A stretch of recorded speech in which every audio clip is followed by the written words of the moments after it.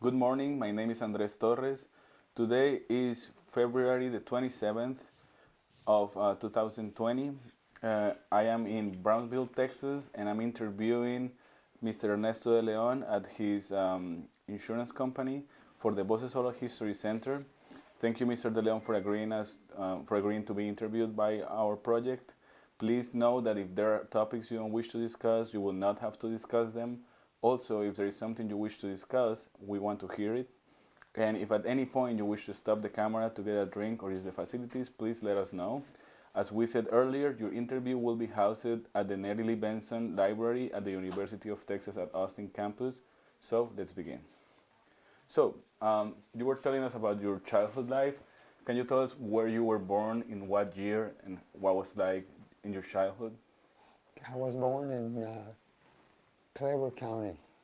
That's located in Kingsville, Texas. And I was born November the 16th, 1929. So that makes me a little over 90 years old. Here I am, still hustling with life, but enjoying it. So what was like? What was your childhood like? Where did you grow up? Did you have any brothers or sisters? How was those early years? How were the early years of your life? Well, mostly what I did was to work on the farm, doing doing all kinds of work, driving tractors, driving combines, and farm implements. And it was the same daily life, cotton picking, and then here comes the cotton.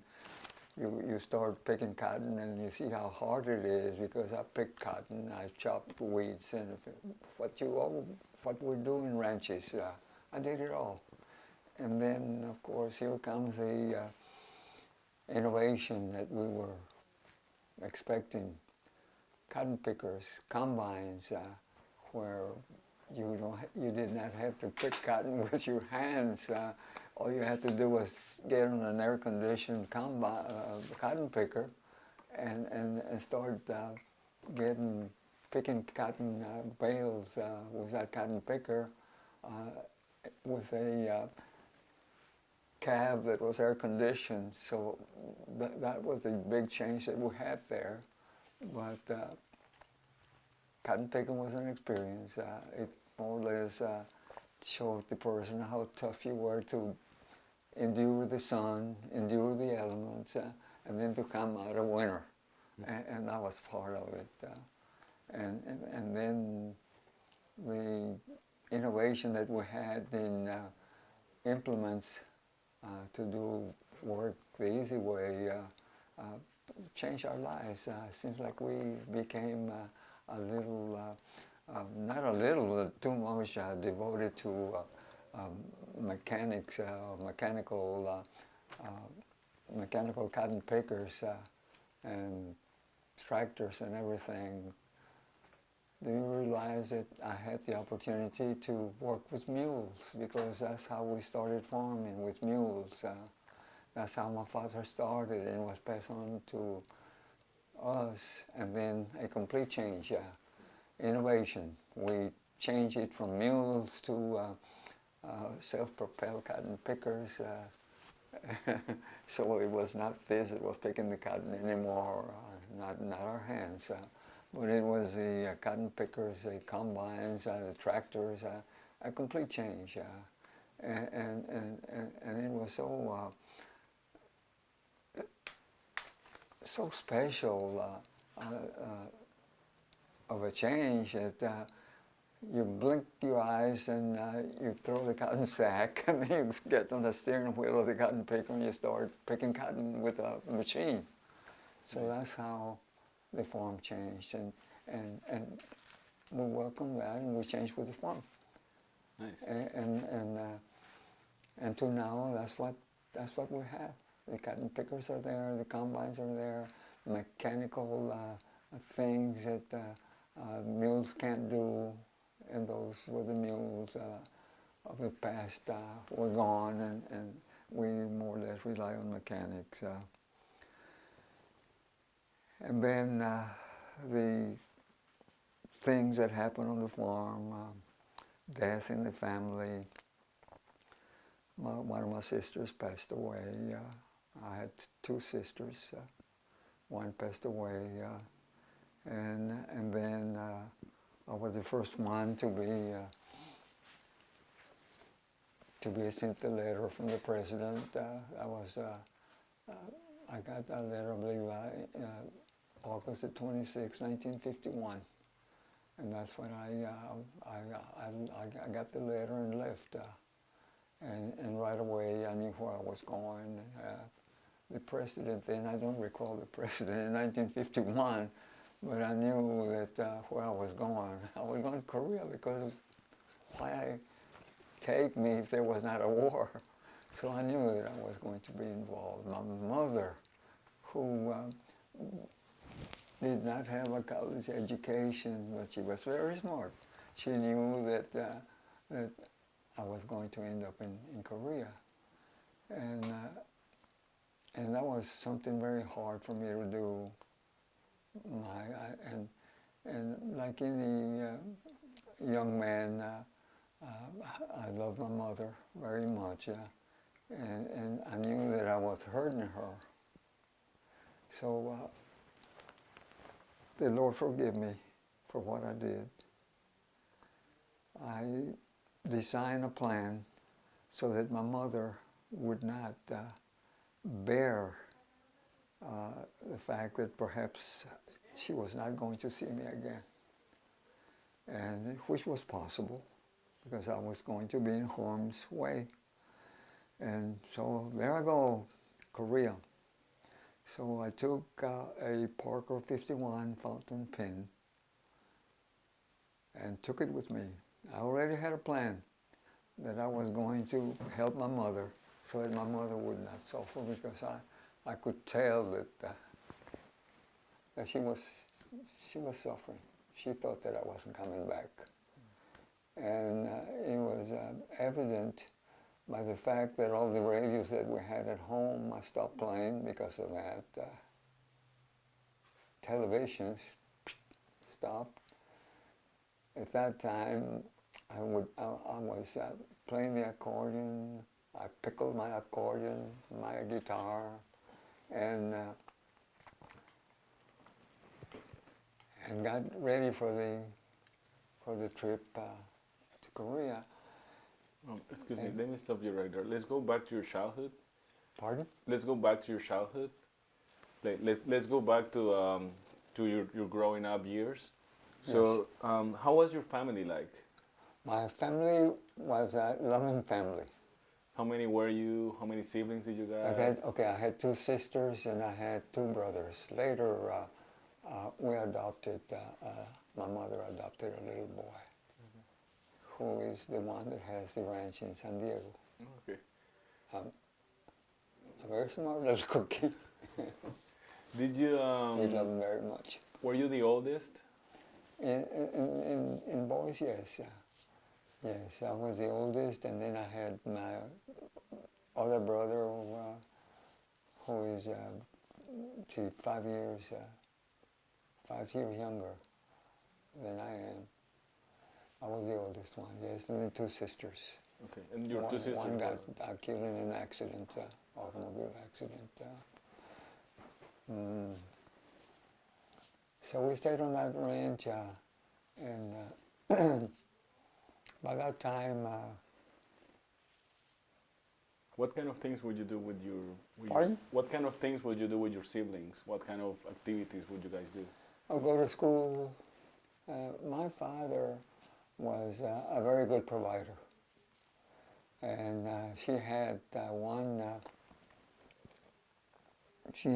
goal, which was very special, that we were supposed to get a school diploma, and it was a must. We were not to stay home just because we were more or less acting like we had a cold when we didn't.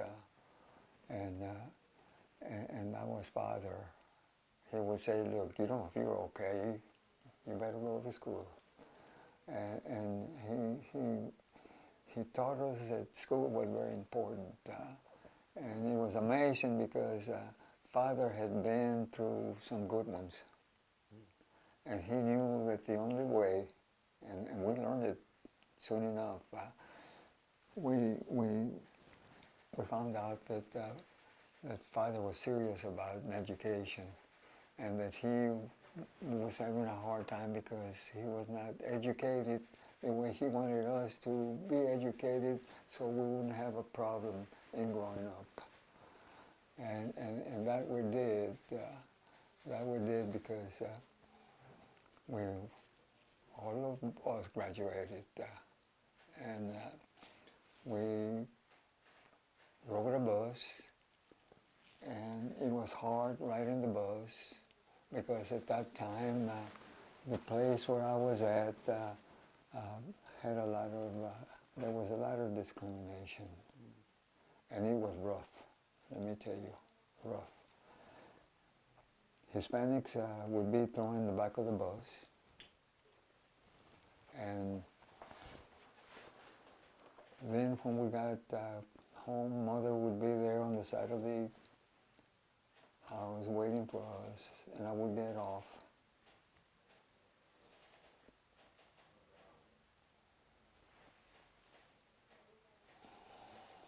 And I would start vomiting, and and and my mother used to tell me, "Cambiaste lonche, ¿verdad?" And of course the four of us, Mother would go the easy way and get pan blanco, and get us some chorizo in there, soul food, and to me pan blanco was not soul food. I wanted a tortilla with refried beans, something that would be good for me. And I made a little horse trading with the rest of the guys and my friends at school. And that's why my mother would say, "Cambiaste lonche, por eso te hizo mal el lonche. No andes cambiando." Y yo, "No, mamá, no es el lonche, es el humo del diesel, porque se va para la cola del autobús y me marea ese." Porque ahí, that was the place where the bus driver told us to go, the back of the bus. All Hispanics go to the back of the bus. And the school was the same thing. We were segregated at school. It was rough. And we were segregated because the one race had good schools, air conditioned, everything. Our school was not air conditioned. It was just out. In fact, the name shows what kind of a school it was, because I went to a school in Driscoll, Texas. I don't know if you've ever been to Driscoll or gone by Driscoll. It's on the other side of Bishop, between Bishop and Robstown. And the name of the school was El Nopal School. That was my first school in Driscoll, Texas, El Nopal School. I graduated from Nopal School, and then I went to the Anglo School, and that was the 8th grade. So we stayed with it was in the segregated school until I graduated to the 8th grade, and then I took the jump to the Anglo School, and that's where my next step was to educate, and not only that, but to keep my father happy, because at that time it was so mean, to discrimination was just bad. Okay. And so let's go. Where were your parents from? Like, what did they do, and where were they from? in World War II, No, where? Can I borrow one of your pens, actually? Monday? Can I borrow one of your pens? Yes. Just one of these. Sorry. So, just tell me a little bit more about your parents. Where were they from? And My father was from Mexico. My mother was from Rio Grande. and what kind of memories and do you have from? Beautiful memories. Every summer we came to my grandmother's ranch in Rio Grande. She had a ranch in the outskirts, about, I would say about 10 miles north of Rio Grande. And her ranch was Torrecillas. Torrecillas means little hills. You know, it was a hilly country, but not tall hills. And Torrecillas was the name of her ranch. And it was heaven there. That's where we're always anxious to get out during the summer and go to grandmother's ranch and live with her and ride horses. It was a goat ranch, that's what it was.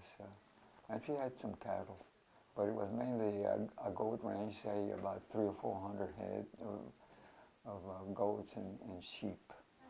And but it was beautiful. So that's where we spent most of the summers, at my grandmother's ranch. And then, of course, we spent the summer also picking cotton, because we were supposed to pick cotton. Father didn't pardon us. We also horned the weeds out of cotton and everything like that. Yes. What kind of traditions would you guys have? Did you guys have any traditions from either Mexico or from here? What kind of traditions would you? We also went and spent time with my grandmother and grandfather in Mexico, at Los Ramones, Nuevo León. That's where we went also. We had a good life when we were kids. Father used to take us every summer to Mexico so that we could be with my grandmother, my grandfather. And it was a different kind of life, but we enjoyed it, both with both grandparents, my father's and my mother's, and also the other side. So we had a grand time. We enjoyed it very much. And then, of course, back to school, and segregation got worse.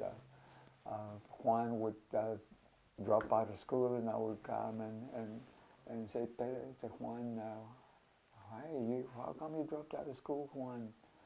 And Juan would say, tough, discrimination, Neto. They used to call me Neto for Ernesto. Say, Neto, I can't, ya no puedo. Y lo que va a pasar es que me voy a pelear y quizás suceda algo y me vaya más mal a mí. Lo mejor es que ya, salirme. Y ya me entendió mi padre que por qué me quería salir. Father was not like that. Father was said, you will get a school diploma. And he was tough. My father was tough. So at that time, Andy and I, my brother, after work, built a makeshift goal for basketball, and got a piece of plywood, nailed it on a mesquite tree, and then we used to buy our groceries for the whole 7 days instead of go to the market and buy it today. You know, we bought it for the whole week so that we wouldn't have to go to town. It was too expensive to go to town, which was about 12 miles away. And so we didn't do that. We bought in quantities, so that we wouldn't go every day to the market, which was inconvenient to do that. But at that time, the Lord was working for me. And that's where I found out that the Lord works in mysterious ways. So Andy and I built that makeshift of basketball. Got the one of those 5-gallon buckets that we used to buy the bulk lard, and made the goal. Nailed it to a mesquite tree. we couldn't buy a real basketball because the budget didn't allow that. Primary thing was beans, flour for tortillas and all of that. That was number one. So we made a basketball out of old rags, and that was our basketball. Nice. That's a cool story. And after work, we started pumping that ragged basketball into that 5-gallon can, and we became very good at it. Did any of your family members participated in World War II? No. Nobody? Well, I had cousins, but my father, no. My father was a little too old, and besides, at that time, ranchers, people who had a ranch, like 640 acres, it was the war, that we would help in the war by forming such a ranch like that. The government knew the crops that we were raising there, and so they were exempted from being drafted. But coming back to the basketball, we go back and still that discrimination was mean, getting worse. You know, Hispanics and Anglos, bad. So we went back, and I was just waiting for the sound system to say, students who want to participate in sports, basketball is at the gym right now. If you want to play basketball, go ahead and go there and register yourself.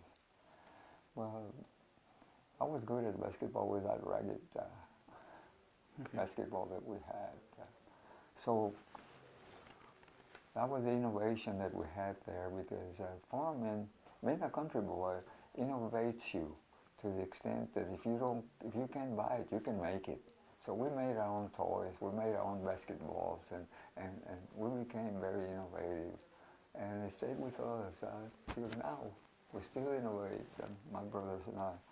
Well, anyway, I became a basketball player for the Bishop Dragons. No, well, I started with the Driscoll Dragons, and then I went my 8th grade, went to Bishop, and I became a Badger. And the Badger, that's where we got together with the Anglos. And so I went to the gym when I heard the noise that if you wanted to play basketball, go and join. And the Lord was still working, helping me. So I went there and I joined I was a little Mexican boy, and the Anglo boys, about well made. Anyway, I got on the team, and because I was good, and my average on the field was 33 points per game. Oh wow, that's a really good one. You know what that meant? Yeah. Yeah. The Anglos were so happy to have a Mexican boy that could average 33 points per game. So we were winning a lot of games. Interesting. So discrimination was not my problem thereafter. So like that, you felt like that was kind of like that prove yourself. Well, it was something that I passed down to a lot of my friends, and showed them that if you wanted to be accepted, you had to give something. You had to be good at something. See, I was good at basketball, so Andrews loved me. There you go. And I passed it down to a lot of my friends there, and some took it. They decided, And then I found out also that education was the thing to do. Get educated, and then you would have it made. You would not be discriminated. Show them what you were made out of, and And I gave that to a lot of my friends there, and some took it, some didn't. Some just dropped out of school. But the one that took it saw that that's how it works. That's how the system was working at that time. So you have to work with the system.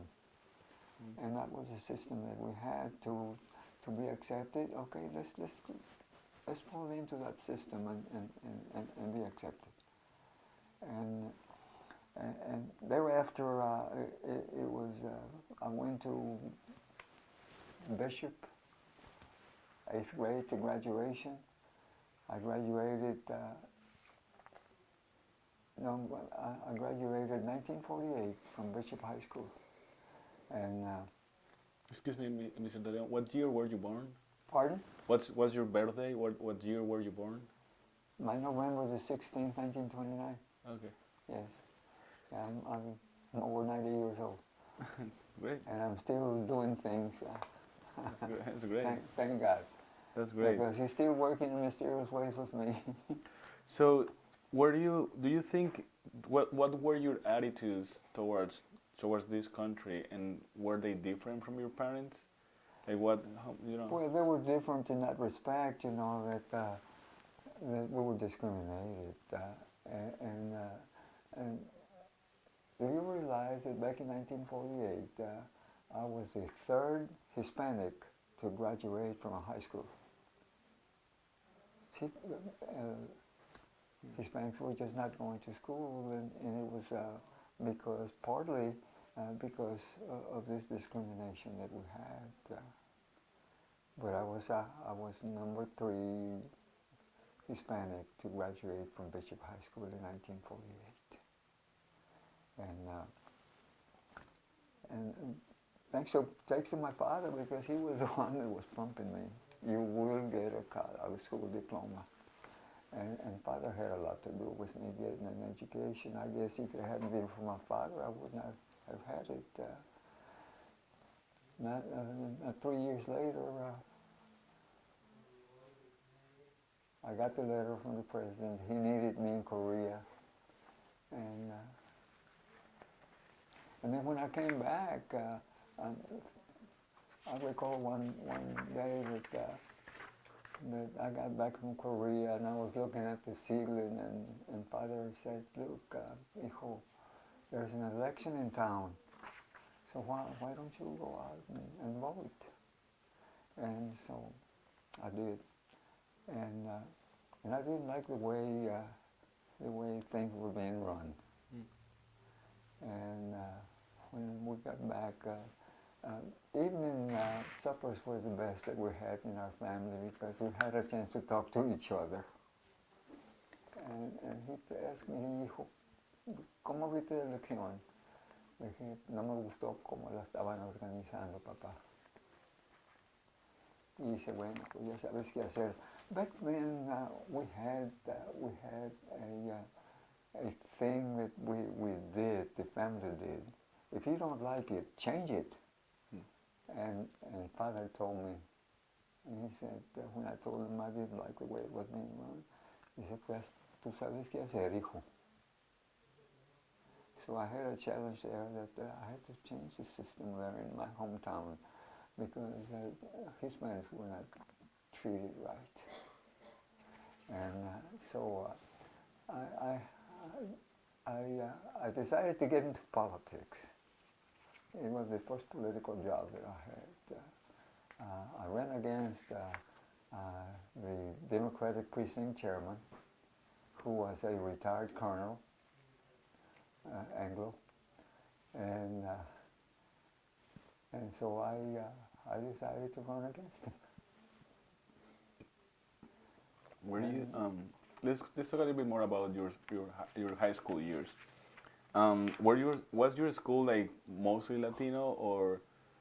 Well, no, it wasn't mostly Latino, Andres, because people were dropping out. They just couldn't take it. And if you're going to be told, we used to have a line towards the cafeteria.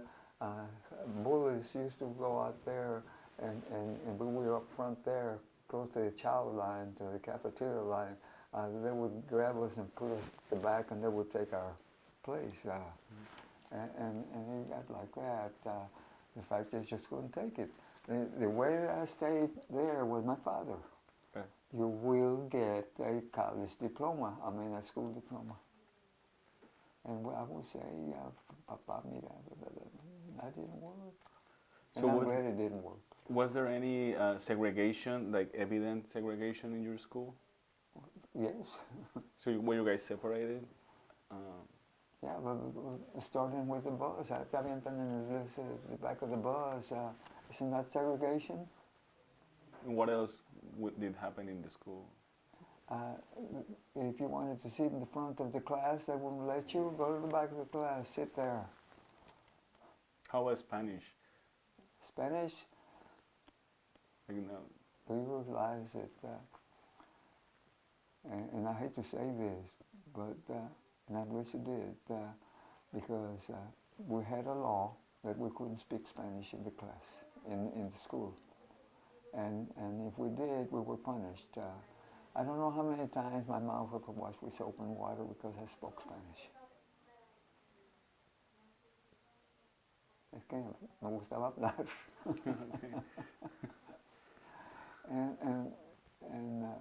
and so that's what the teacher. But at the same time, not all of the Anglos were bad people. Some were good. And in my life, I had some good friends. Anglos. For example, I used to work in a cotton gin during the summer. I wouldn't work with my father's farm because I had a passion for cotton gins, and I used to work at a cotton gin. I was the bookkeeper, and also I was the one that would weigh the empty trailers and some loaded with the scales and all of that, and keep books with my other Anglo friend. And let me get out of this, and let me tell you this. He was a good friend of mine. He was Anglo. And he said, Ernesto, what are you going to do when you finish college? By that time it was college.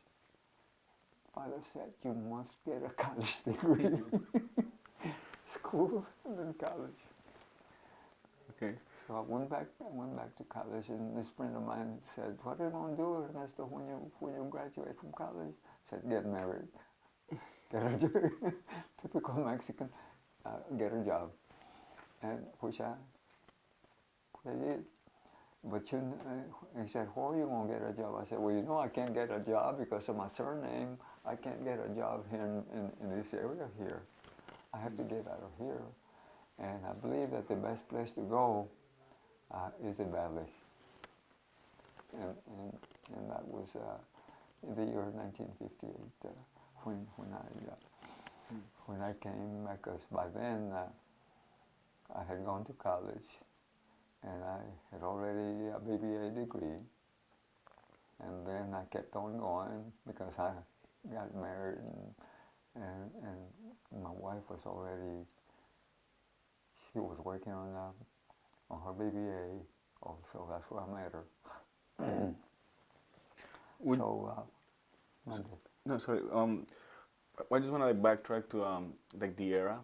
So what do you remember about the 1940s? Like do you remember any particular historical events? What do you remember about that era? Like in terms of things that were happening, or what was? Well,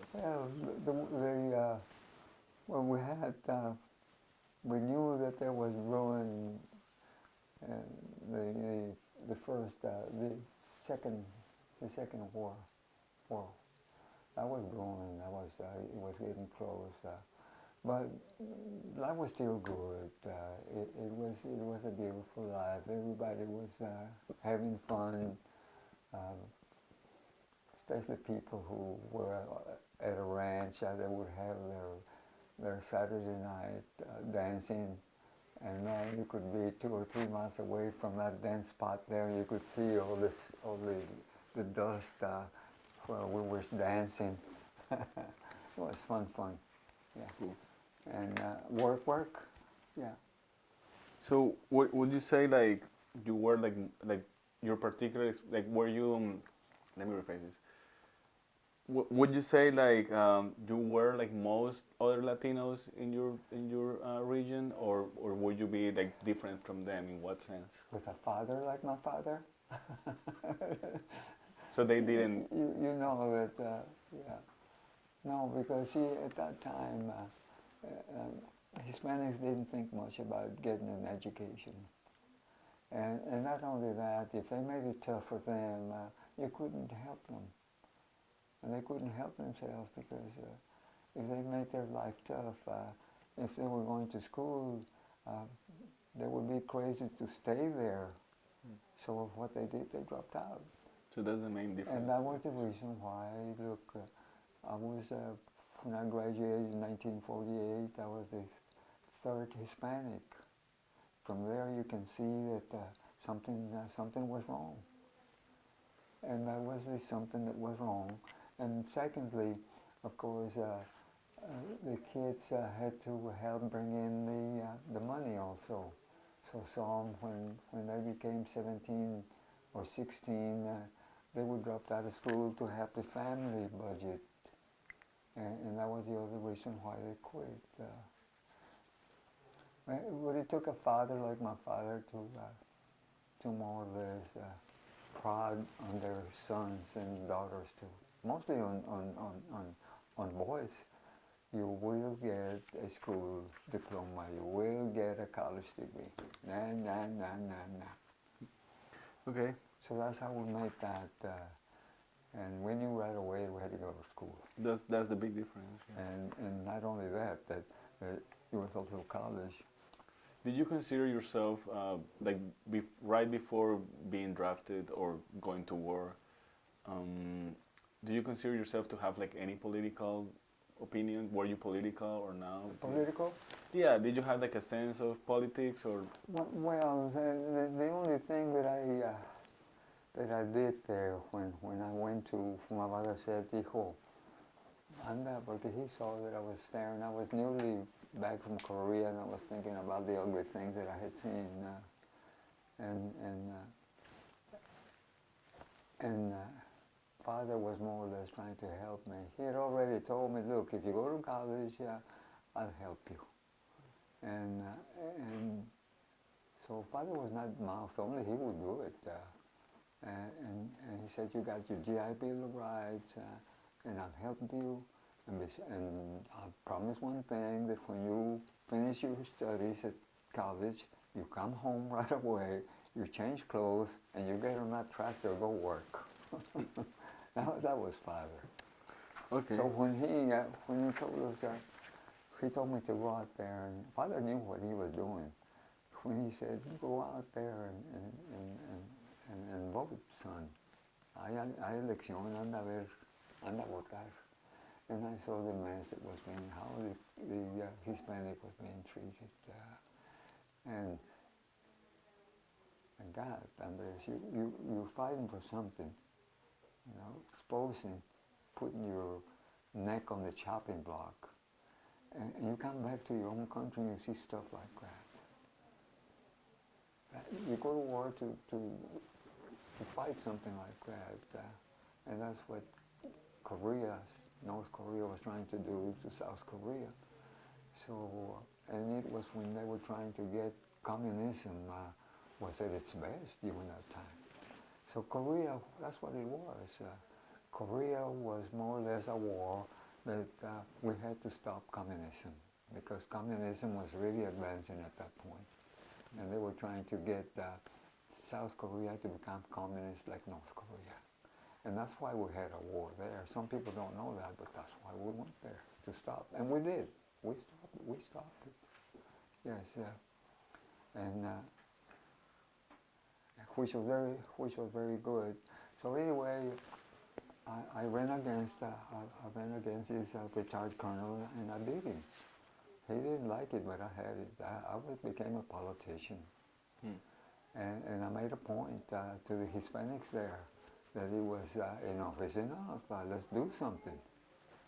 And that was more or less what I did when I was growing up at that age. telling other people, look, if you want a good city and you want you want to have a voice in it, fight for it. Just don't look at it and get away. And so in my own way, I've changed a lot of heads. But by that time, I was back from Korea, and I had fight for that. Mm. And, So, and I tried for us to have something like that in our own city. So that was the, oh yes, and then I worked, you recall Dr. Garcia? I don't know. Yeah? Okay. I worked, I was the district chairman for the veterans organization that he had, the GI Forum. Mm. I don't know if you've heard of that or not, but I was very much involved in that. One thing about my father, Andres, was that any time that I was involved in things like that, Father didn't stop me. Mm. And that was another good thing about my father, that if he knew that I was trying to help our people, he never told me, mira, te vas a poner mal con aquel. Digo, nah, he let me go. Mm. And in fact, sometimes I had to get off work to go do something because of what I was doing, and he would let me go. Mm. And that was very nice of my father, because my father never stopped when I was trying to better the Hispanic life. And, so I had a heck of a father. And if it hadn't been for him, I would not have had.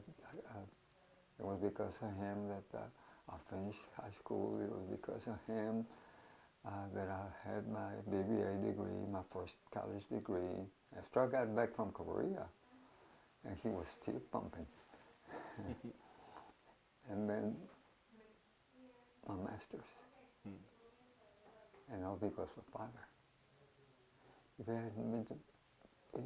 hadn't been, our 4 girls, I have 4 daughters, and guess what? Yeah. They all have a college degree.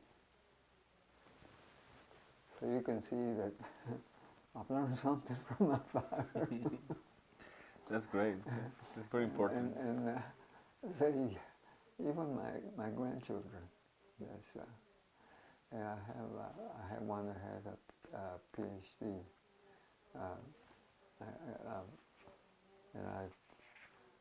and the others, I have one as a teacher. And my 2 girls, of course, are college graduates, but they administer in business. So that's the family life. They all got married, and they all had kids, and yeah. So my life when I was growing up was my father. My father was the one that was, and that's the problem nowadays with a lot of kids, that they don't listen to their parents, and sometimes we don't have fathers that push their kids to become somebody, especially in education. See, from an early age, I knew that if you wanted if you wanted to live happy, go get an education and be like the other in the community and fight for the rights that are yours. Yeah, that's very important. ¿Mande? Es muy importante. Sí. So in 1951, in 1950s, the president was Truman, Harry Truman. Yes. That was the president. So now let's talk about Korea. So how old were you when you got enlisted? Were you drafted? Did you just tell us a little bit on how you got involved in the Korean War?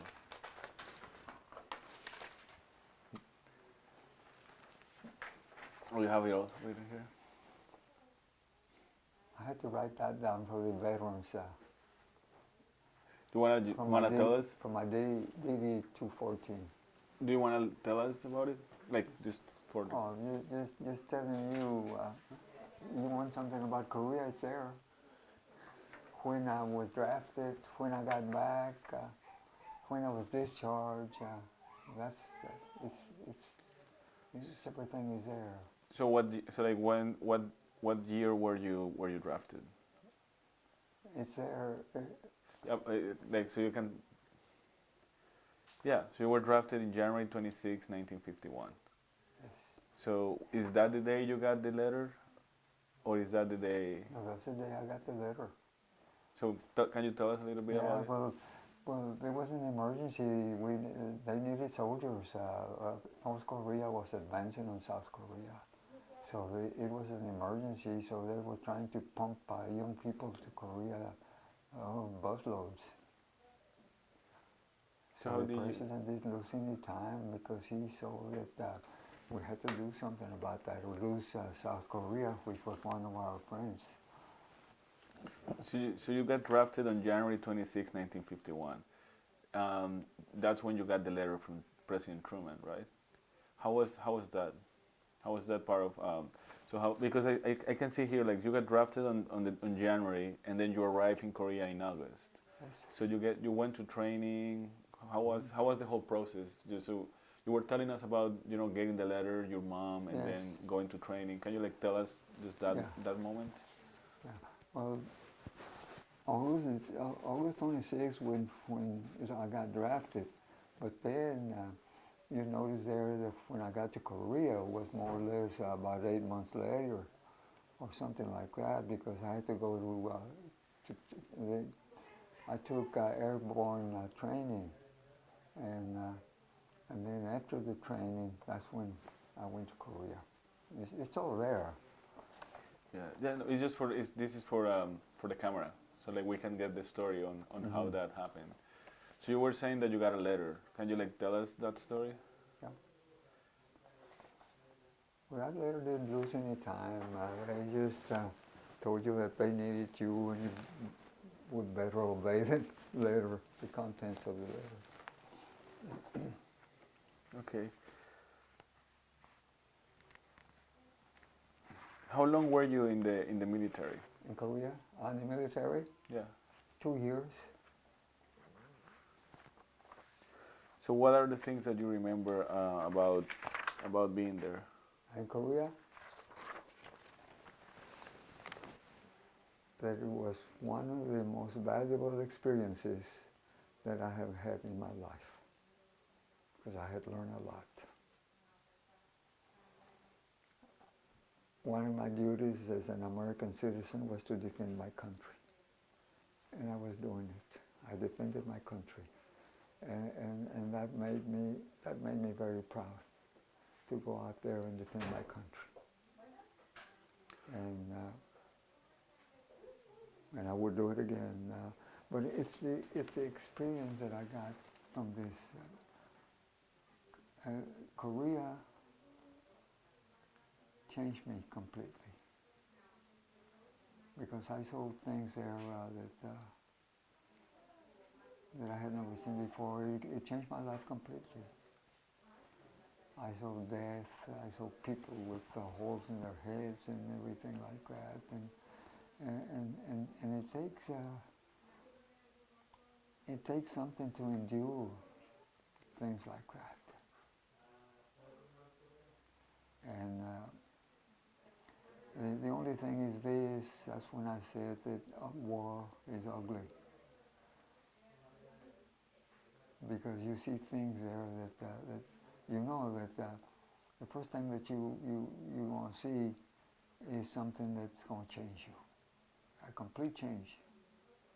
It's not that rancherito that was born in a ranch picking cotton and chopping. That wasn't Korea. I didn't go out there to pick cotton. I was trained to kill. I was trained to be a wholesale killer. That's what they did. And that's why you still see a lot of soldiers that sometimes they commit suicide because they just didn't take it. And all of us have it, but some of us are stronger than others. But we have it in our system. And I belong to to veterans organization. I don't belong yet, but I will belong. And you go out there and they have psychologists to see if you would do the same thing to you. I recall one of the psychologists that interviewed gave me a psychological evaluation who said, "You're not going to commit suicide, are you?" And you know what he meant, because some of our soldiers are doing it. And that's what it does to you. It affects you. It affects your mind. Everything that you do, you more or less compare it to what you saw.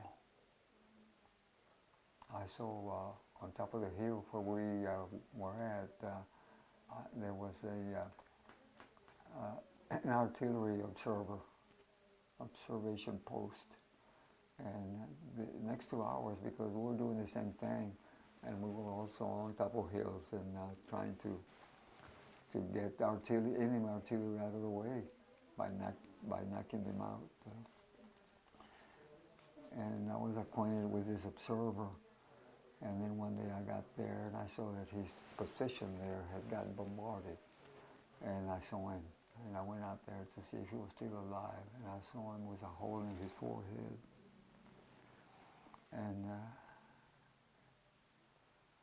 And the hole was so smooth, the size of a quarter, right here. And it's something that I haven't forgotten, and I associate. See, you start associating a lot of things with what you saw there, to the extent that you better get out of that. Don't fall in that trap there. Just try to ignore it. Change, get out. And so every time that I drill a hole with my drill on a piece of wood, and I see that smith hole quarter size, and I see it so smooth, and it comes back. This friend of mine getting shot in the forehead, and the smooth was a smooth hole.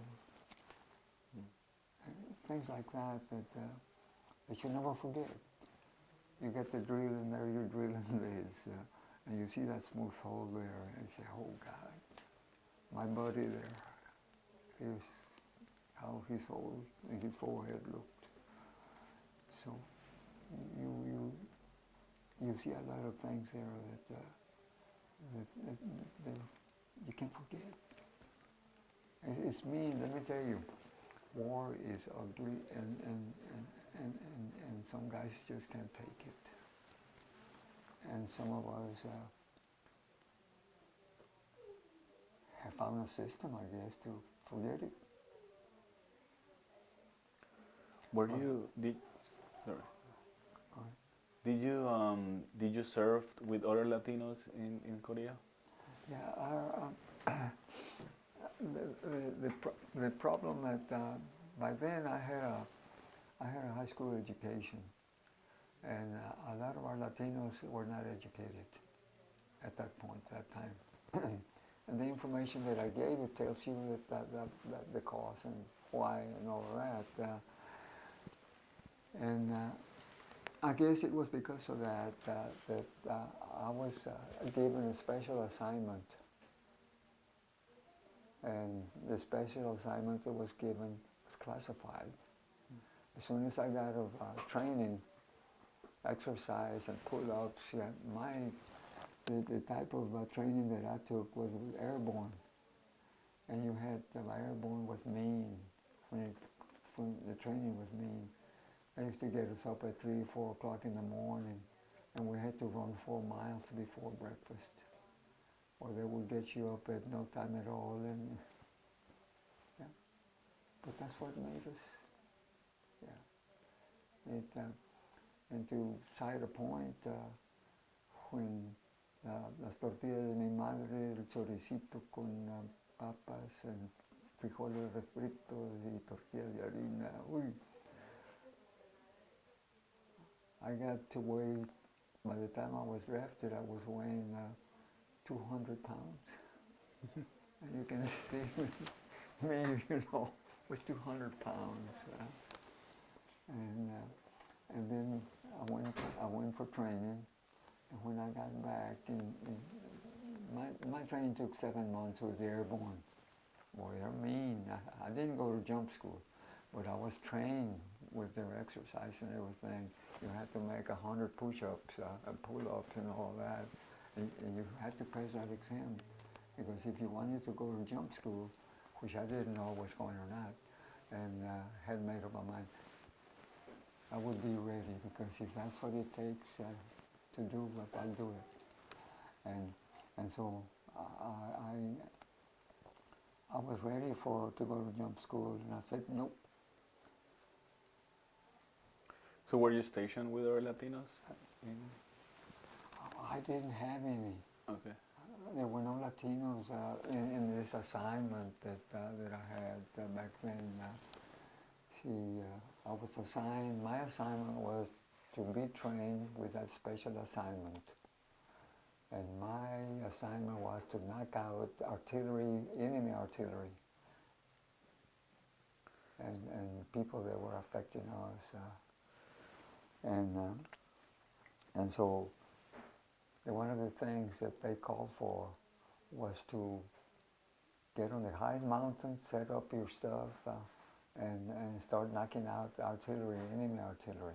That was my job. So and we did such a good job that the enemy was always after us to get us out of the way, because we were hurting them.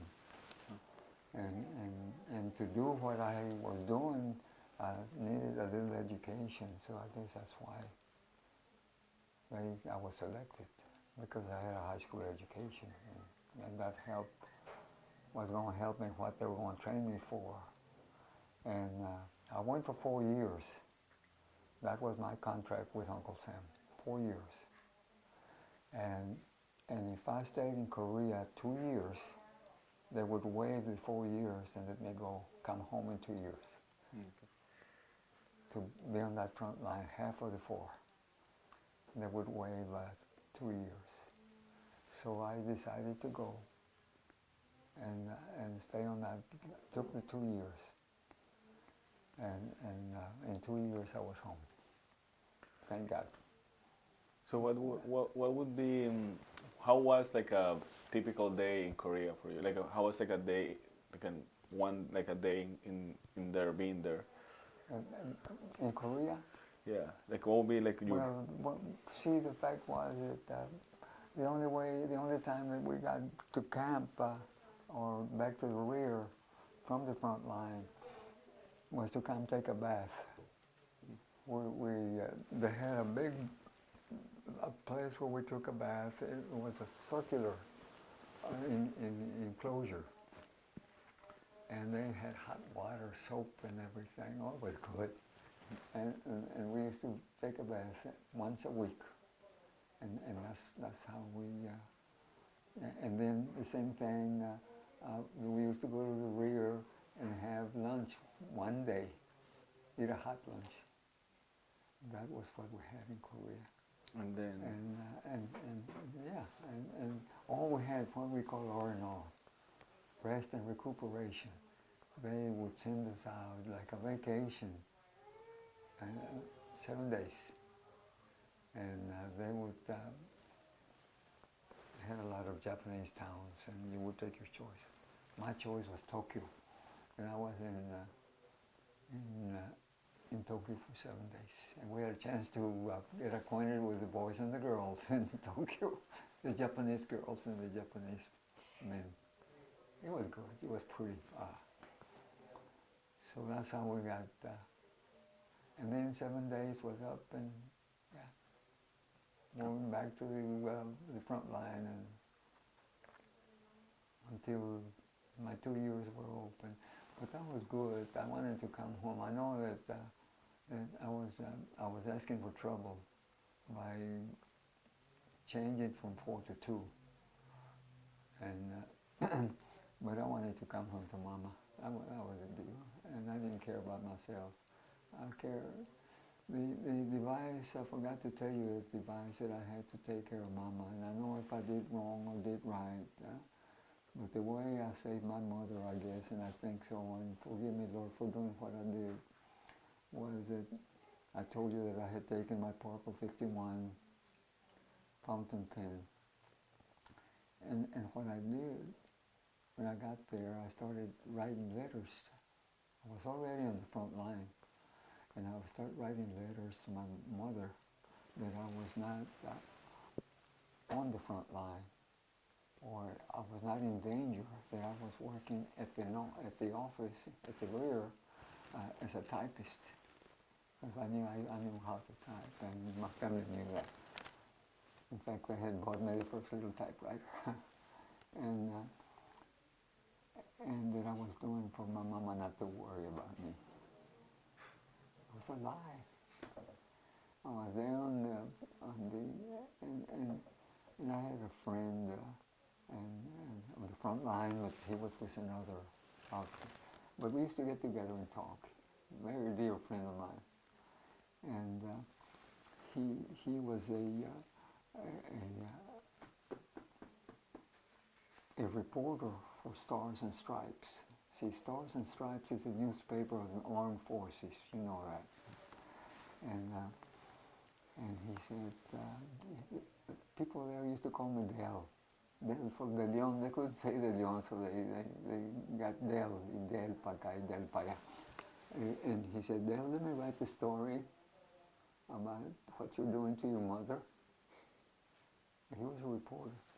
And I said, go ahead, do it. So I kept that pretense for 2 years. And then one day he came by and he said, Del, I got good news for you. Look what I have here. And he had a typewriter, portable typewriter. And he said, now you can write your mother and use a typewriter. And he said, they trying to sell it to me for $20. You want to go half and half? So I said, yeah. Then you can type the letters whenever you want to. Sometimes you saw me on the front line typing a letter to my mother, telling her that I was working at an office as a typist. I kept that pretense for 2 years until I got home. And when I got home, before I got home a few days, this friend of mine came to me and said, let me write the story. So I said, well, go ahead. So he wrote the story, and that story got to the newspapers when I got home.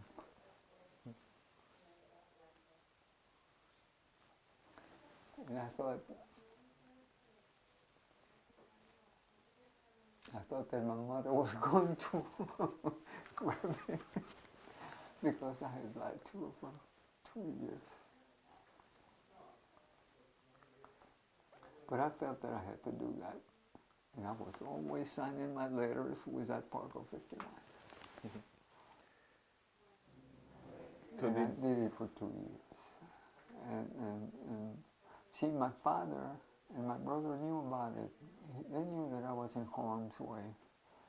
But my mother didn't know because I had her going. I was in an office. And the fact that later when I paid half of that $10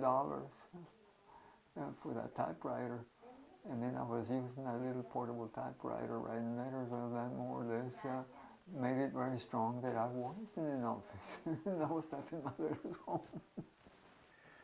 It's not funny, but in a way it's comical as to what I was doing. But that was more or less the love that I had for my mother. And I'm sure that I was not the only one soldier that was doing things, trying to tell their mother, look, Mom, I'm not in harm's way. Don't worry about me. But I decided just to prove to my mother by typing my letters, and it worked. I recall that the first thing that my mother was going to do, and she did it, is that when I got home, safe and sound, thank God. We went to, she had promised, we have a church here, I don't know if you know the church here, San Juan del Valle.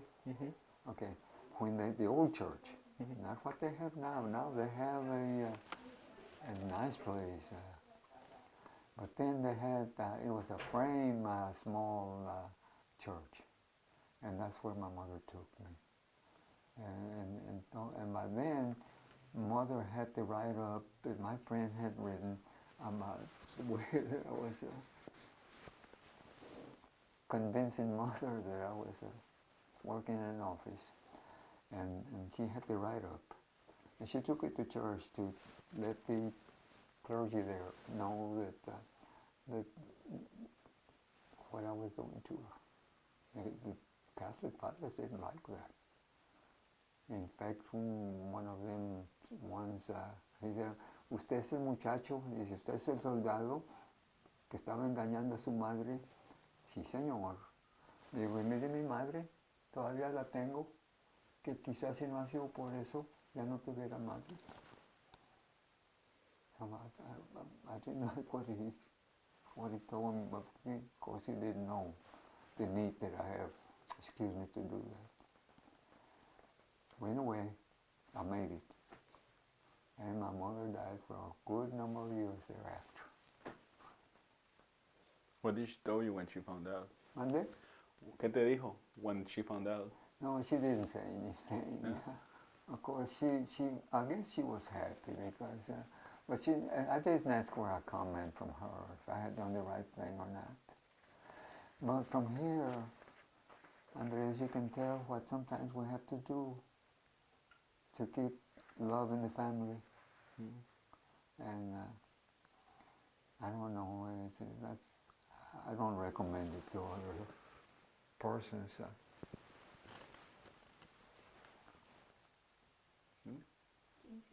Sí.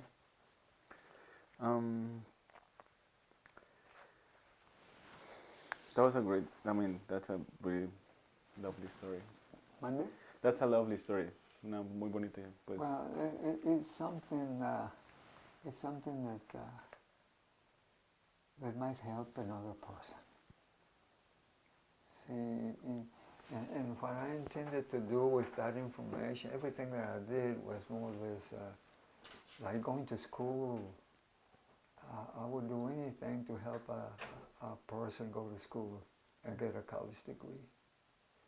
Because the salvation of the Hispanic people, because we still have discrimination. It's something that'll stay with us for still more time, and it's not completely out of the picture.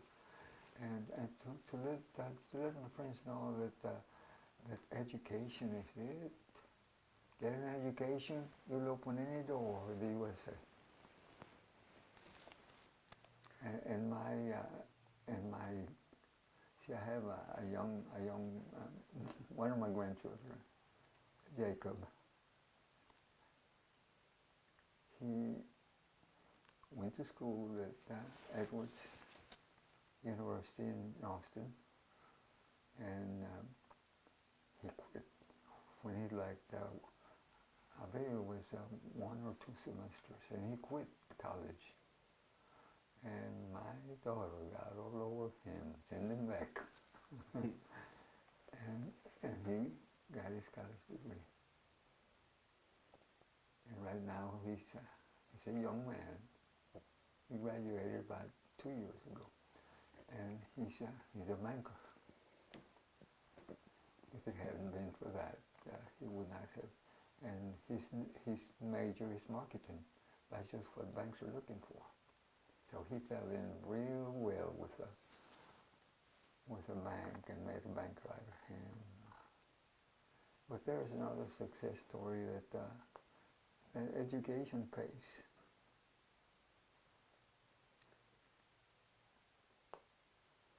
Yeah, I agree. But my kids have heard that story about my father. And it got to the point with them that I didn't have to stress my point for them to go get a college degree. Just told them what my father had done with me. And it fell in their little head that the only way that they could make it in this world, in the USA, was to go and get a college degree. Yeah, and I don't have anything to show for that, Andres. And they say those letters because I saw those letters when I got back from Korea. I saw the letters where I wrote, no tengas cuidado, mamacita, estoy bien, aquí estoy en la oficina trabajando. And they saved all those letters. And then they had them in an old building there on the ranch, yeah? And they had them in a oh, it must have been about a 20-gallon can.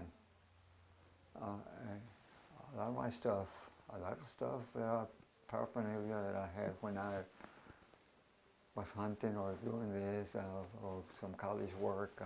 I had a lot of stuff there that I wanted to have back. And they had a storm, and it blew the roof, and then it blew the top of this bucket for this 20-gallon bucket, and it rained and it filled it half full of water. Guess what happened to my letters? They were ruined. Se echaron a perder. No tengo nada. No even one. Eso. Lo único que te digo es esto, que hay mucha gente que sabe de eso. Wow. Well, there you go. I mean, but this... Déjame enseñarte algo aquí. Porque yo guardo todas mis cosas. Mira. Como esto aquí, más o menos esto te dice, mira. Ese es mi amigo, el reportero, que escribió eso. Esa fue la carta que escribió cuando me dijo, déjame escribir tu historia con tu madre.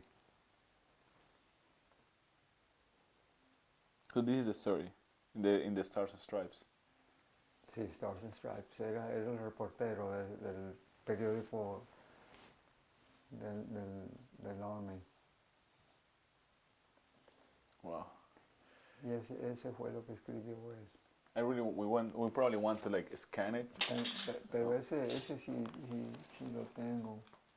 Y ese salió también en el...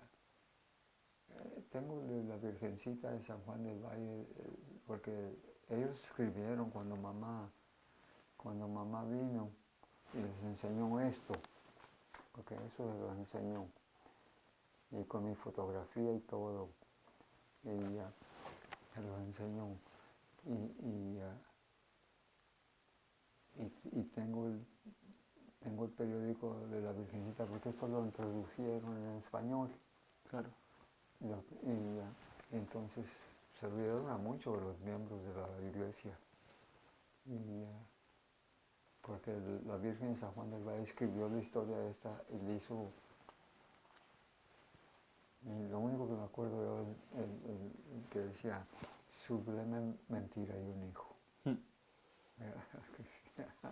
Claro, no dijo mentira, no, pero yo no lo... Para mí no era mentira, era una necesidad muy grande. Yo lo que quería era que mi mamá me viera otra vez cuando regresara. Yo sí tenía mucha fe que iba a regresar. Pero, pues ya cuando vas a la guerra y no sabes si vas a... Como muchos amigos, yo perdí en la guerra. Ya cuando vas a la guerra, pues no falta. Y me acuerdo yo, fíjate que yo dormí en un búnker que le dicen, que era como 6x4, y éramos 4 nosotros, cerquita de la guardarraya en Panmunjom, Corea. ¿Has oído de Panmunjom? Yeah, que es la capital. Y ahí estaba la guardarraya. Ya había veces que a las 3, 4 de la mañana, ahí estoy yo, los 4, con la carabina aquí, y teníamos que pues, guardar guardia, pues no los fueran a atacar, y era tan fácil aventar una granada en el pozo que teníamos ahí. Comíamos, y nada más para que sepas esto también, We used to have sea rations. Have you heard about the sea rations? Que a nosotros los soldados en Korea comíamos pura lata, pues no la lata, pero comida de lata. Y había pues meat and beans, había pork and beans y hamburger patties, todo eso. Y corned beef, corned beef también. Y el corned beef, me acuerdo una vez que nos movieron de posición porque nos dijeron que esperaban un parte de una compañía de coreanos enemigos en cierta parte que iban a pasar por ahí. Entonces a nosotros nos prepararon también para esperarlos ahí y pues, acabar con ellos, igual con nosotros. Y estaban waiting for them, se hizo tarde, como que venían tarde, nunca llegaron, que fue bueno, pero ya tenía hambre, comenzaron a pasar la comida. Y a mí me tocó una lata, la temperatura era, porque hacía mucho frío, allá era muy común andar en temperatura de 10 bajo cero, o 15 o 20. Mi hermano también estuvo en Corea, nomás que mi hermano la tuvo más que yo. He acquired frostbite. ¿Sabe lo que es frostbite? Ya, pobre mi hermano. Y se cuida mucho porque si no te cuidas en frostbite, estás peligrando que te pueden amputar tus piernas, que te comienza a podrir todo con el frostbite. Así es que se cuida mucho mi hermano. Y yo también, pero yo gracias a Dios que a mí no me entró esa enfermedad. Y estábamos esperando que vinieran so they passed out the sea rations. But not telling you what do you want or what do you want to eat, no, they at random. Yeah. Y a mí el corned beef hash nunca me ha gustado. ¿Sabes lo que es corned beef hash, no? Como papas. Nosotros los mexicanos damos corned beef hash con huevo y hacemos un almuerzo muy bueno, ¿verdad? Pues a mí me tocó una vez, y tenía que ser corned beef hash. Pues comencé, lo saqué, estaba muy frío, pues salió el molde de la lata, ¿verdad? Pues ahí estoy comiendo con el hielo. Y le dije al compañero enseguida, le dije, ¿sabes qué, chavo? Le dije, si el Señor me deja regresar a mi casa, la persona que me diga que si quiero corned beef hash, lo voy a volar de un bofetazo. Pues sí, gracias a Dios llegué a mi casa y ya estaba durmiendo tarde, ya estaba en mi casa, ya, gracias a Dios. Y viene mi mamá y dice, hijito, y es muy tarde, levántate, ven a almorzar. Y le digo, mamá, ¿qué tienes de almorzar? Pues chorizo con huevo, papas con huevo, y ¿qué comemos nosotros? Pura comida buena. Y lo comí, y corned beef hash. Y que solté la risa, ¿verdad? And I started laughing because what I had told my buddy, the next person that tells me if I want corned beef hash, I'm going to slam the heck out of this person. Y mi madre me la dijo ahí y me comencé a reír. Y me dice, ¿por qué te ríes? Y le platiqué la historia de esto. Esa es otra de las cosas, ¿tú sabes? Pero pura lata. Las comidas y dormíamos como las ratas en los pozos y era una vida muy, pero gracias a Dios que aquí andamos todavía. ¿Y sabes por qué? Because the Lord has a plan for me.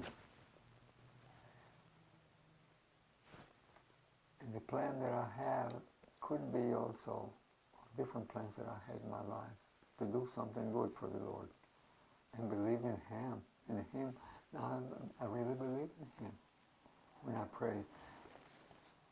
But the beauty about that is that I found out that the Lord works in different ways. You don't know, but somebody up there loves us, and He's always working for us, and we don't even know it. And that is the Lord. Yeah, to have faith in Him. And I guess that's the thing that got me back, because I knew that I was going to see my mother again, and that she was going to be all right, and that I was going to be all right, and then we were going to be happy again. And we were. So, ¿qué más quieres, Andrés? I just need like two more things, I guess. One thing that I do want to know is like the letters that you wrote to your mother. Oh, I wish I had, yeah, but that's what happened to them. There were so many letters that I wrote. I know. My question is more like, so you did that for her. I want to know how that helped you being in the front. The like letters? how that helped you, like, because you say you were typewriting in the front, and so it kind of, and you were like pretending that you were in an office kind of. Yes. So how did that help you? Well, do you realize that those were the letters that also kept me alive? Yes, because I knew, because since a very early age I found out, especially when the Lord built that basketball deal for us, and we were using that ragged basketball. I knew that somebody was working. Afterwards, when I became a good basketball player, and I was pumping 33 points per game, I knew that somebody was there working for me. That helped me, because I knew that the Lord was working for me to keep me alive, to see my mother again, which I did. And it made a believer out of me that there was a Lord, and that sometimes if you ask the Lord for something, that He would grant it if you would ask the Lord with a lot of faith, that He would help. And in this case, the Lord has helped me a lot already, because He convinced Mama that I worked in an office. And that was the Lord that was doing that to my mother. The fact that I was in that office, that's not too much to believe. And Mama knew that I was trying, I guess, to pacify her by saying that. But I knew my mother. But that was the best I could afford to help her, so that she would stay alive and not worry about me. So then I realized that it was the good Lord that was doing the work, not me. This little deal here, no tengas cuidado, mamá, aquí estoy trabajando en una oficina, was not enough to convince my mother, and I knew my mother. But then all of a sudden, mi hijo no tengo cuidado de mi hijo, porque mi hijo está trabajando en una oficina y no anda en el campo de batalla. Yeah. She believed it. And I didn't do it. It was the Lord that made her believe that. So what, in Korea, what was your rank? Like, what was your rank, position? What was my what? Like your rank? My rank? Military. Mira. Rotation. Soldiers were rotating day and night. ¿Sabes lo que es rotation? Cambian de Que posición. ya cumplían el plazo de ellos para regresarse. It was called rotation. Ya pedían, si iban a estar ahí 2 años, pues ya. Y el gobierno era muy bueno. Si te decía ahí que en 2 años ya te iban a mandar para tu casa, te mandaban. We believe in that. So that's why we did it, I guess. We're very happy about that. Así es de que a mí me dijeron, stay on the front line. Out of the 4 years, stay 2 years right on smack on the front line. Don't come to the rear. Stay there. And then in 2 years instead of 4, te mandamos para tu casa. Did you ever get wounded or hurt? No. I had some close ones, pero no. Sí, fíjate una vez andaba jugando con una granada. A grenade. Y tonto, nunca me dijeron nada. They taught us how to take care of grenades, how to disarm them and everything. And when I opened a grenade, I was by myself. Ahí en el front line, esa vez. Y estaba haciendo algo, le saqué la pólvora, took out the powder out of the grenade, and let me say that I thought that the fact that I had taken the powder out of that grenade, that I had killed it, that it was not going to explode or do me harm. And I took out the powder and everything, and then when I did that, I had a sump hole with 2 cans and everything there. And I threw the grenade there. When it hit the bottom there where the cans were at, it exploded. Man, if I'd had that thing in my hand, it would have, I guess, got my hand off with the explosion. So again, it was the Lord's doing. He did it because, and then I realized that He was taking care of me, and that gave me faith that I was going home, because the Lord was there taking care of me. Y agarré más gusto porque sabía que el Señor me iba a mandar para la casa sano a ver a mi madre. So let's talk about now just the post-war. So when you came back, how were you received by the community? How were you received by the family? And what happened? What did you do? Cuando vienes, Andrés, that's a good question. Cuando vienes todo chisqueado. You can't forget it. See, that's the problem about Korea or wars, I guess. But when you get back home, you can't forget that you were there. You can't forget what you saw. You can't forget that you were in a dangerous spot, and you can't forget that how come you got home. But the answer is very clear. The Lord helped you get home. That's the one thing that I had. Pero it's very different porque te dije, es que when I got back, I was looking at the ceiling, pensando lo que había, what I had done, what I had seen, y todo eso. And then my father told me, there's an election in town, why don't you go and vote, son? Y estaba viendo así pasaba mis días, looking at the ceiling, thinking about the things that I have seen, and telling myself, buddy, you better start forgetting what you saw, because you might end up in the, allá con los locos, también se te va a volar el cranque.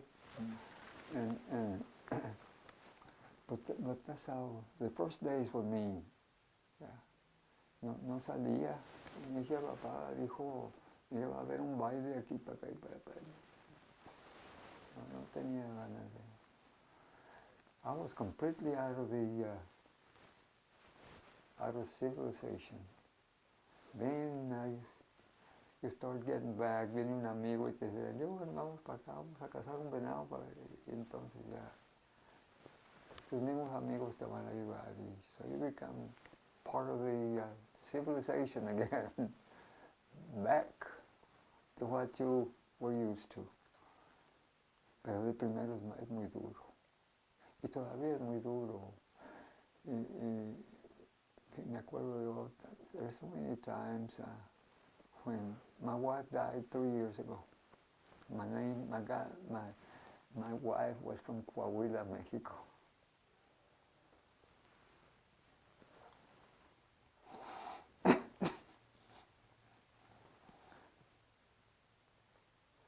and she was a good partner.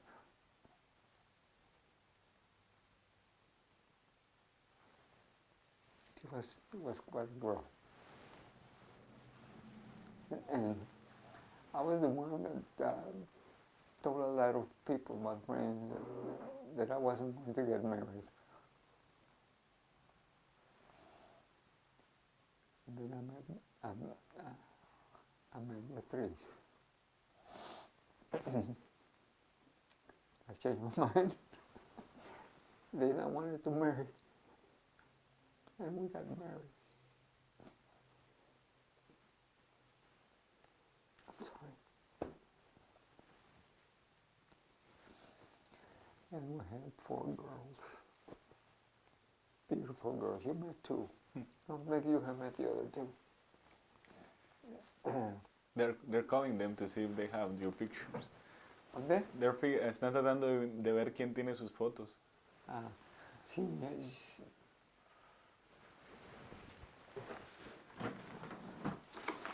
I don't know if I have some here or not.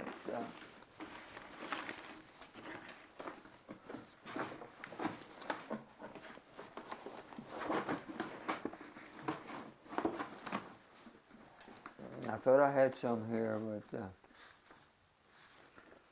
but we have some, Andres. We can give you. We can figure it out. We can. Y como lo quieras. Sí. Y bueno, para terminar ya. The girls probably know where they're at, pero tenemos tanto que. Don't worry. We can figure it out. We can figure it out afterwards. We can work on it afterwards.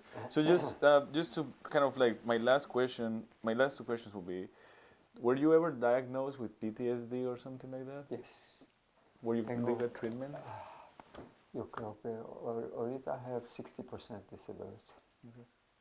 And most of that disability is psychological. Yeah. And going back to what I was saying about my wife, and forgive me for acting like that. No, it's okay. My wife used to take care of me because I used to have nightmares. The enemy was after me all the time, and I was after them. And that's what some of us who have been on the battlefront use different ways about how much we were affected. And mine was that the enemy was after me, trying to get rid of me.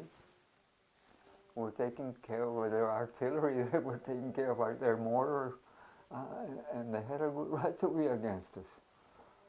And they were always after us, or after me, in those dreams that I had nightmares. And then I would start hollering and say after them, and when they were after me, and comenzaba a gritar in bed while we were asleep. And it was and I still do it. And she would move me and say, me decía, mijo, estás teniendo un nightmare, y me movía, y me sosegaba. But I still have that with me. I'm an avid hunter. Ya se me quitó. Over 90 years old, I don't have that passion that I used to have for hunting. And I had it in me.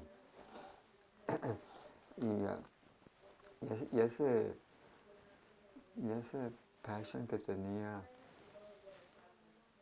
hice un cabin. I spent 45 years at this place in Zapata. And I had my camp about 20 miles north of Zapata, out in brush country. A good deer country there. I killed some good deer. There's one there. and I killed some good deer there. And I made a good camp, and I made a place where I could sleep. A 20 by it was 16 by 24, I believe. A cabin. Y después I invited some of my friends so that I could get more hunters, so I could pay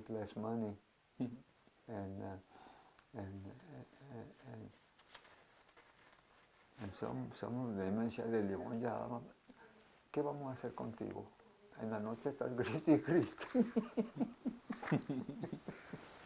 O sea, it's a nightmare. I still have it in me. Yeah, I'm 60% disabled. Yeah. Pero it's all, it's not physical disability. It's psychological. So Yeah. right now, are you part of any organizations like LULAC or the veterans organizations? ¿Que sí soy? Sí, eres parte. No. The only ones is Lions Club. Mm. Yeah, Lions Club. Tengo 40 años de ser miembro. Okay. Y llegué ahí. I'm a past district governor de los Leones. Aquí en Brandwell tenemos 4. Presidente fui 3 veces ya del Lions Club. Oh, wow. ¿Y usted cuando usted estuvo en las elecciones, when you run for elections, what elections were those? Like when you ran against the, when you did that one time you ran for an election? As a candidate? Yeah, you went. No. Or did I misunderstood? No. No te entendí. Ahorita Andrés no puedo hacer mucho ahorita. No, en esa época, cuando usted estuvo compitiendo con el coronel. Sí, corrí. Sí, de primero me gustaba mucho después ya no tenía mucho interés. But what was that? Pero había un señor aquí que no estaba haciendo buen trabajo, se llamaba Henry Sánchez. No sé si lo viste mentar tú ese hombre o no. Y no estaba haciendo buen trabajo y corrí en contra de él, a state representative. Okay. Yeah. Y perdí la elección. Y Okay.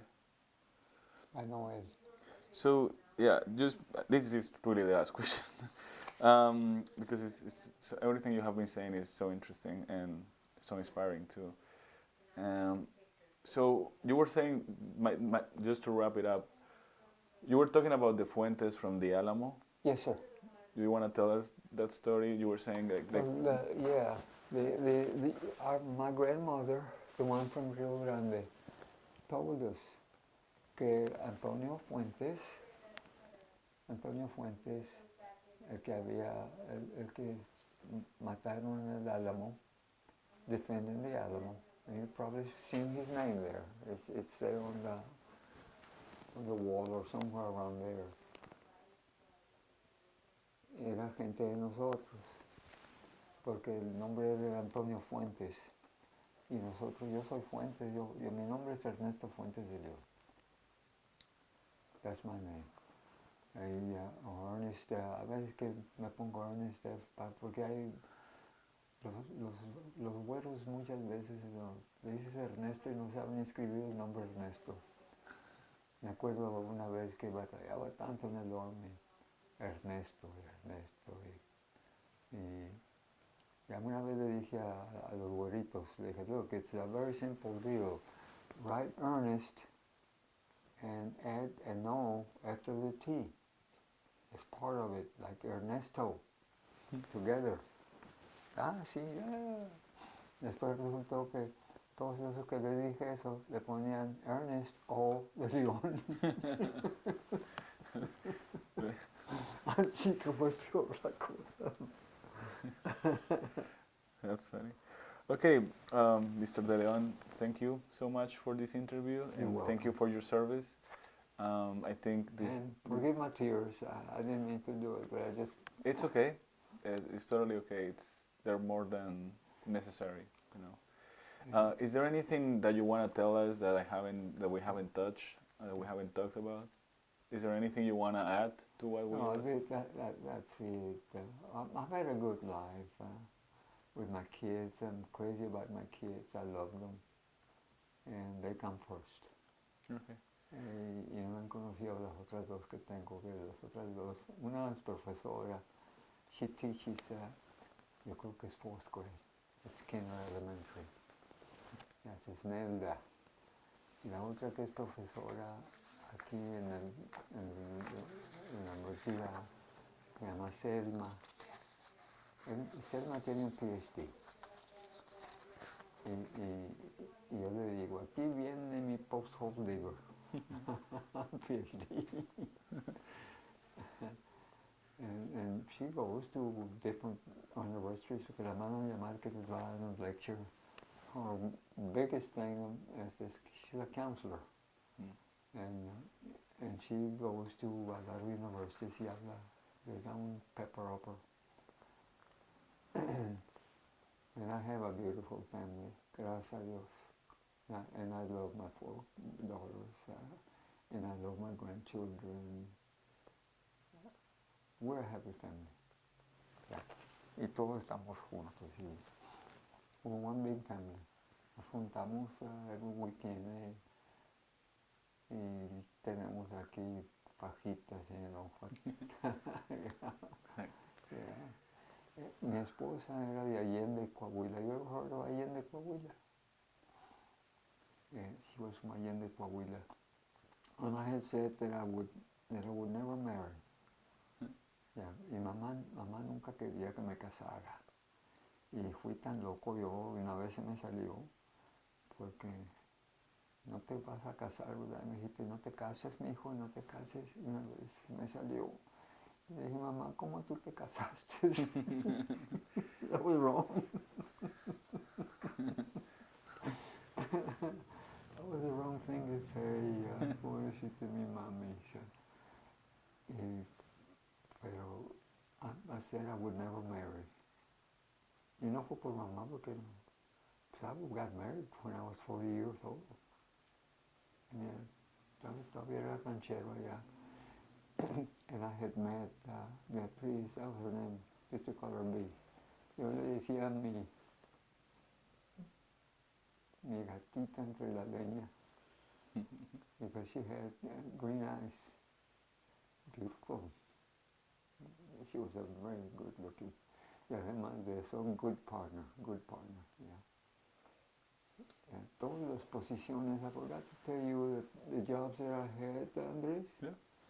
I had 3 jobs that during my lifetime. El primer trabajo que tuve fue cuando salí del colegio. Esos eran full-time jobs. Cuando salí del colegio, ese amigo que tenía el algodón, Kanji, amigo mío, que te digo que había anglos buenos y hay malos también, pero yo tenía unos amigos gringos muy buenos conmigo. Muy buenos, no sé por qué. Disculpe, ¿qué estudió usted en el colegio? ¿Andrés? ¿Qué estudió usted en el colegio, en el college? Colegio, pues era negocio, Okay. administración de negocio. Era el primero. Y luego en mi maestría era School Administration, my master's era en School Administration. El primer trabajo, este americano que estaba ahí en Canjin, cuando me dijo, ¿qué vas a hacer cuando, when will you do, what are you going to do when you graduate? He knew I was going to college because I had a part-time job ahí de trabajo en el Canjin. Dije, vamos, get married, get a job. Dice, where, here? I said, nope. I said, this area, I would never get a good job here. And he knew because of my surname. More or less telling him, mira, soy mexicano y aquí no hay gringo que a un mexicano le dé un buen trabajo. Aunque seas capaz, no te lo da. Y I'm going, and he knew that. And he knew what I was talking about. Dijo, look. Y ¿para dónde vas entonces? Para el Río Grande. Le dije, I'm going south. Como los patos, los gansos. Le dije, I'm going south. I believe there's opportunity for me there. They need somebody like me there. Me la estaba recargando. So I ended up aquí en El Cauchelsa. You know where El Cauchelsa is at? ¿Cómo? El Cauchelsa, un pueblito que le dicen Elsa. Elsa? No. Está al sur, al norte de Hueslaco. Oh, wow, sí, Elsa. Ese pueblito chiquito está otro pueblito que es El Cauch. Tan cerquita El Cauch y está Elsa, son puros chicos. Pues me dijo, mira, dijo, if you go to the valley, go to Elsa, Ed Couch, ISD, Independent School District. The name of the superintendent there is Pay, P-E-A-Y. Dijo, you go in there and you tell them that, me dio mi nombre, el nombre de él, you tell them that so-and-so has to give you a job there. Fíjate, like that. Dije, who the heck is this guy telling the superintendent, the canteen worker, telling the superintendent to give me a job? Como quiera. So by that time, my wife and I were looking for a job ahí en el valle. The whole valley, uno que sí, otro que no, y para acá. Dije, look, babe, dije, let's send our credentials to Mr. Payer at Cauchelsa. Let's get ready. Send our credentials to him, let him look them over, and ask for a conference meeting with him and see what he has to offer. And that's what we did. So we go out there y nos presentamos ahí y dice, well, I've been taking a look at your credentials and I have a job for your wife and I don't have anything for you. But we have a job for your wife teaching shorthand or bookkeeping. Dice, for you, I don't have anything, but se queda pensando. Dice, but I believe that I can create a job for you. Y se estaba acordando de lo que le dijo el muchacho he has to give you a job. They just tell him that he has to give you a job. Yeah, he said, don't be afraid to tell him that. Pues sí, bien loco y para allá el pobre superintendente. Y dice, but piensa, he started thinking, rascándose la cabeza el señor. He said, but I think that I can create a job for you. ¿Y cómo sabe? Dice, I can create a job. How would you like to be the director of assistance? So that you can be in charge of all the students so that they can come to class and be in charge so that it will be it. Mm. And he gave me the director of assistance, school assistant director. I did a good job. My first job, that was my first job. So you were a school assistant? At Cauchelsa. Okay, that was my first one. Okay, the second one, I had some friends that were superintendents, even the mayor, were also working at schools, like middle schools, elementary. Eran los principals. They were principals of those schools. We became good friends. And they knew that I was very devoted to the job, that I would go and talk to parents when they were not sending their kid to school. I would go and say, look, mister, you're not sending your school to, you're not telling your kid to go to school, or forcing your kid to, or helping your kid to go to school. So school is very precious to this young mind. That's the future. And the future is education. And then college. And I said, please help me so that we can do him the favor of keeping him in school. He's losing too much school. And they were very cooperative with me. And we became good friends because they knew that I was trying to help them. Right? Con el niño de ellos y todo eso. Help. And I got a lot of kids that were not going to the school, and my friends started looking at all the principals there. I used to be working hard to get those kids back to school, and so one day, one of the principals, who was a good, well, I had all the principals who were friends. I was working with them. Y me dice, oye, Ernie, he said, there is going to be an opening at City Hall. He said, and he was a city commissioner, este muchacho, principal. El mayor también, uno de los también principals era mayor también, so they had three that were commissioners. He said, we're going to start looking for a city manager, and why don't you apply for it? And I said, well, I don't know anything about city management. I said, look, I don't know anything about school principals, and here I am. You gotta learn it. Sí, yo sabía, digo, me lo estaba quitando para que no me molestara. Como quiera, dije, okay, dije, I apply for it.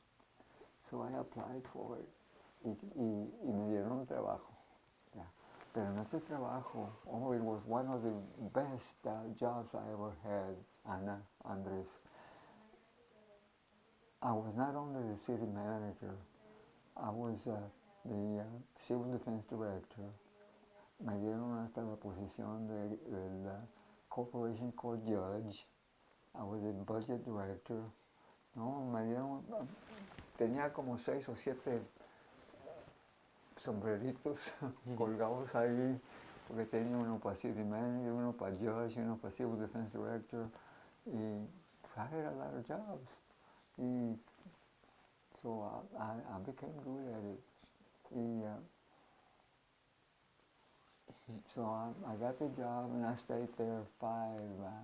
Y luego vino, I don't know if there's Raúl Longoria, the senator, nunca lo conocí, pues. No. Bueno, de aquí del Valle. Raúl was a good friend of mine. Y siempre le ayudaba a ayudarle a buscarle votos porque era muy bueno. Y me llamó una vez, me dijo, Ernie, me dijo, fíjate que hice una cosa que no debería de haberla hecho. And I should not have done it, but let me tell you what I did. I'm going to confess to you. I have a friend, and he was a state representative when I was a state representative. Él era senador. And he told me that he was looking for a certain kind of a man for a job as a consultant for the Texas Education Agency. He said, I gave him your name. I should not have done it, only forgive me. I said, that's okay. He said, and I gave him his name, he's going to call you. I said that you were the man he was looking for. Y pues sí me llamó. Y pues, yeah, he's going to interview. And by then, pues I was, tenía yo creo que, pues ya I was having problems. Porque for the typical Mexican, the first thing that I did when I got married, pues I got in debt, compré el carro, compré furniture y todo eso. Y no tenía mucho dinero. My teacher, a typical Mexican, got her pregnant, and she couldn't teach anymore, por eso. Y I needed money. So I started, and I said, yeah, Senator. I said, I'll talk to him, and don't apologize for this. So this guy talked. He was a very nice gentleman. And he told me what he was looking for. El trabajo que iba a tener, fíjate, el trabajo que iba a tener. El trabajo que iba a tener era cuando había mucho dinero en Congress. Y entonces le estaban dando mucho dinero a education. Y estaban sacando, fue cuando salió el Adult Modern Education, Adult Basic, I don't know si tuviste esos Sí, había como 3 o 4 de esos. My job was to go to school trustees and talk to the school trustees and to sell them on the idea of having a program of adult basic education para gente que quería enseñarse a hablar inglés. La raza de nosotros, yeah, was good, I like that. Y so, de eso, y también otros que if they come to school, they would give them a stipend, they would pay them to come to school. Y también me gustaba ese también. And so I got the job. It gave me a good amount of money that I would make there. And I gave him a good job. And I would sell the programs. I gave the schools a lot of opportunities so that they could install the program in their school district. Yes, and get adults from the community to come and learn how to speak English. Y después me movieron otra vez. That was my second one, my second job, a consultant for the Texas Education Agency. A job that I liked very much. Y después tenía mi oficina ahí en Edinburgh. Y ahí en la oficina era un complex y estaba un amigo que nos hicimos amigos. And he said, Ernie, you got the personality to be a good salesperson. We're looking for State Farm agents. He said, you can make money there. He said, I'm making a lot of money. He said, and your personality and the way you do things y todo eso, I mean, you can do better than I can. Y decidió. Y una vez me dijo, I want you to come to my office. Y me enseñó el libro de él, but the money he was making, y me asustó. Y God, this guy is making good money. Pues I resigned my job con él, y I became a State Farm agent. State Farm agent no duré, porque se quiso poner las botas el mero. And that doesn't work like that. So, un amigo ya me había dicho que he had a life insurance, and he had a life insurance, and also selling automobile buildings y commercial y todo eso. That was good. Y dijo, join me. So I did. Dejé a State Farm y abrimos Cárdenas en the León Insurance Agency. Y a trabajar ahí. Y ahí I did okay, and then I said, well, I'll open up my own. So I did the León Insurance Agency. Entonces ya tenía todo. Y aquí está. So that was my job deal. Es todo. Esos trabajos y luego aquí he pasado todo el... How many years have you had this company?